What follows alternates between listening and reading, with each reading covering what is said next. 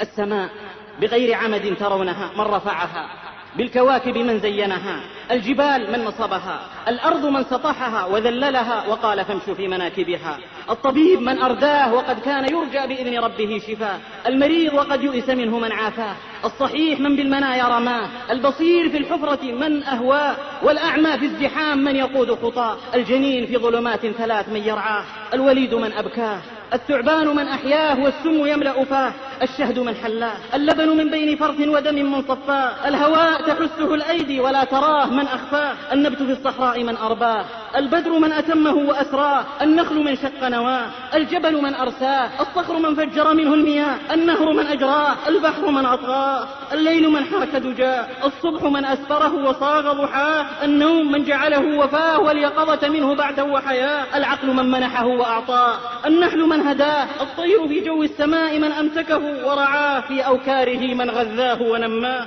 إن تأملت ذلك عرفت حقا كونه موحدا خالقا وكونك عبدا مخلوقا. قدمت لكم هذه المادة من موقع وذكر الإسلامي